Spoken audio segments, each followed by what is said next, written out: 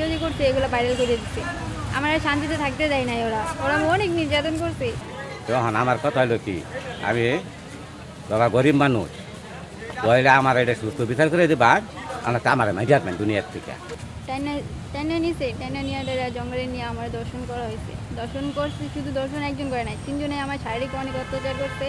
অত্যাচার করার পরে ভিডিও করছে, ভিডিও করার পরে অনেক আমার ব্যাকমেল করছে, যাতে আমি কাউকে না বলি।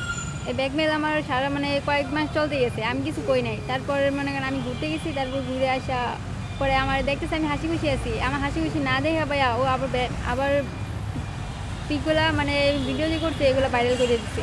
আমার আর শান্তিতে থাকতে দেয় নাই, ওরা ওরা অনেক নির্যাতন করছে। আমার একটা মেয়ে হিসেবে যতটুকু এদের মতো প্রচুর লেগে আমাদের মতো সাধারণ মেয়েরা আজ এখনো ভালো সমাধান পাইছে না। আমি আমার ন্যায় বিচার চাই। 2 মাস ধরে আমার মেয়ে দর্শন হয়েছে, হওয়ার পরে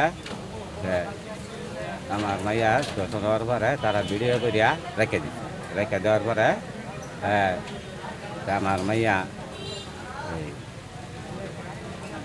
মাইয়া পরে ই করছে, দর্শনও করছে। করার পরে আমার মাইয়া এখন তো আর ই করে না। আমার মাইয়া কোনো 8 মাসে কোনো যায় না। হ্যাঁ, তো ই করতেছে ভাইরাল করিয়া ভিডিও করিয়া। হ্যাঁ, আমি এটা বেশি বুঝি না, আমি মূর্খ মানুষ। হ্যাঁ, ভাইরাল করিয়া ভিডিও করে হ্যাঁ ছেড়ে দিচ্ছে। তখন আমার কথা হলো কি, আমি বাবা গরিব মানুষ বলে আমার এটা সুস্থ বিচার করে দিবা, আমার তো আমার মাইজাতমেন দুনিয়ার থেকে, আমার দুনিয়াতে শেষ করে দিবা। আমার যদি ড্রাইভার আমার গেছে, বুঝছো?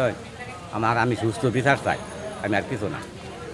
যদি সুস্থ বিচার আপনারা না করে দিন, তাইলে আমারে মেজার পাই, কোনো কথা নেই। আমার মেজার লাগে, আমি গরিব মানুষ, আমি দিন মজুর, আমি দিন আনি দিন খাই। আমার আর বেশি আর কোনো কথা নেই। আমি সুস্থ বিচার চাই। আমার নাম হচ্ছে সিরাজুল ইসলাম, গ্রাম গোমানলাগর। আমাদের ময়মনসিংহ কোতোয়ালি থানার ঘাগড়া ইউনিয়নে রোকসানা, বয়স 15। তো এসএসসি পরীক্ষা দিয়ে সে পাশ করে।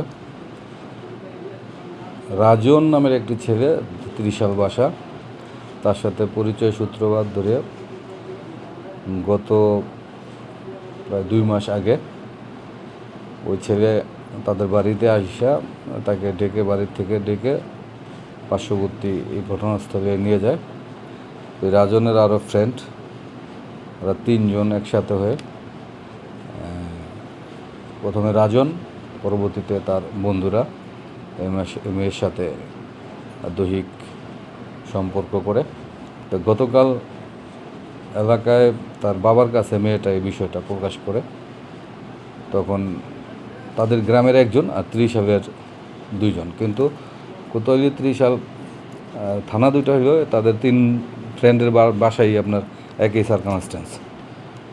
তো পরবর্তীতে যখন ওর বাবা জানে, তখন মেয়েরে বলে যে তাদের বাড়ির সাথে যে ছেলেটা, তাকে খবর দিয়ে আনতে।